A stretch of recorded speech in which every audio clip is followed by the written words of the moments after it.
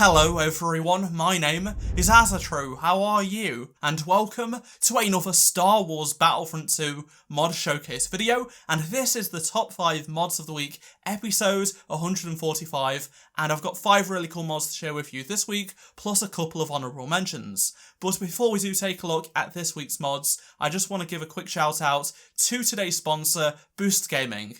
With Christmas right around the corner, Boost Gaming have discounted all of the gaming codes in their store by 10%. And if you do use the code ASATRUE5, you will get an extra 5% off and help support the channel. If you are looking for any last minute gifts or something for yourself, click the link down below in the description to get your game codes, currency and memberships. Moving on to the poll results, which nearly 6,000 of you voted in from last week, and the clear winner with 77% of the votes is the Instant Action Prequel Trilogy mod.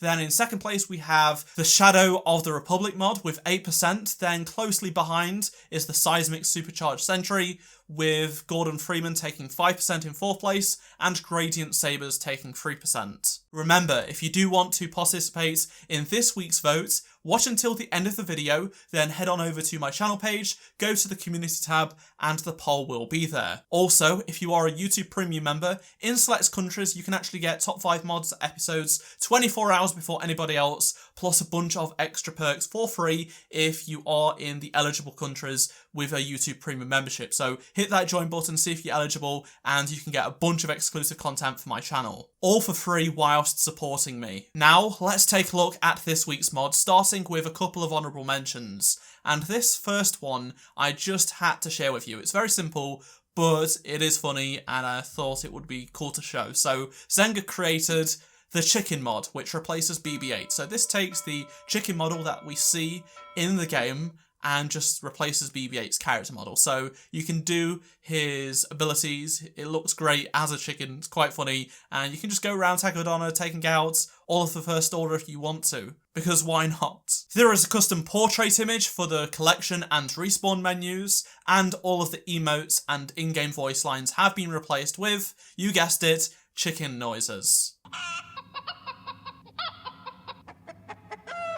The next honourable mention is the BB Units mod from Pufferfish, and this includes 6 brand new BB Unit skins, 3 for both sides, so BB-8 and BB-9E.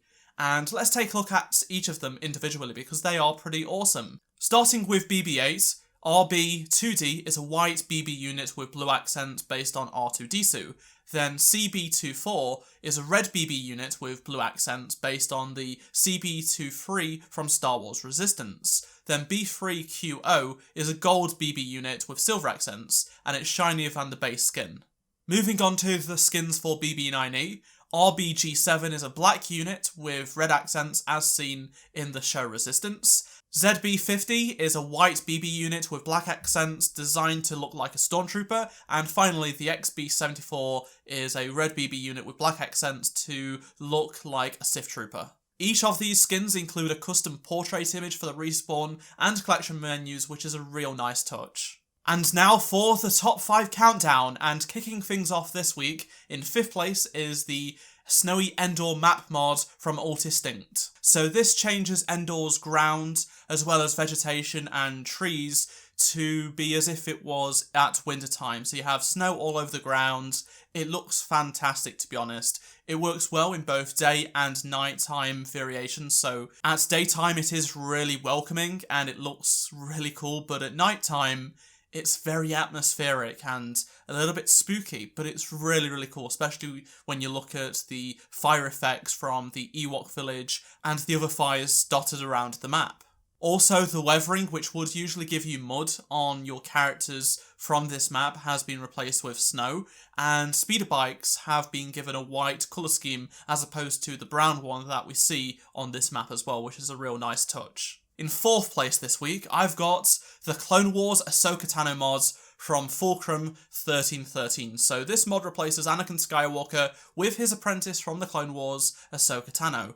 It uses various models such as the Clone Wars adventure models to bring this Clone Wars era Ahsoka to life. There is a bunch of cool features included with this mod, which I will get into. To start off with, we're going to be taking a look at the skins. You get 3 different skins, so there is Snips, Padawan, and Mandalore. 3 different ones to choose from, whatever you prefer to play as. And then there is also a bunch of UI tweaks. So you can see in the menus that there is a custom portrait image, and that's great. There is also custom text edits, along with custom ability icons as well, which is fantastic. And there are also custom star card images as well. There is also dual lightsabers, so you can use these online without the worry of getting banned, and basically it will just make the mod much more immersive. In 3rd place this week, I've got the Chopper mod from Grawar, and as you'd expect, it replaces BB-8.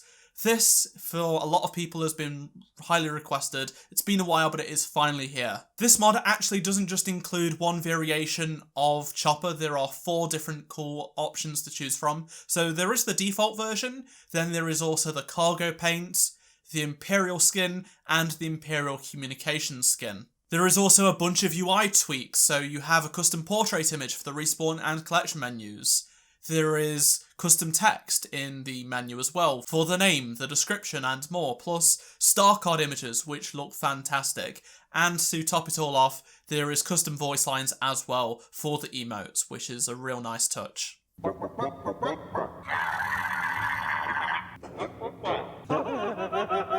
The runner-up for this top 5 Mods of the Week episode is the Mandalorian Boba Fett overhaul from Sir Me and Dank Ferret. So as you'd expect, it replaces Boba Fett with his appearance as seen in The Mandalorian Season 2.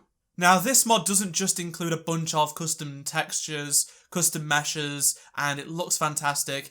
This mod does include a bunch of options to choose from, so in the skins area there is the damaged armor appearance, which is what we see in episode 6, The Tragedy, and it works really well. It looks fantastic, it looks like it's straight out of the show. But there is also the painted up version, which is what we see in episode 7, The Believer, which is great.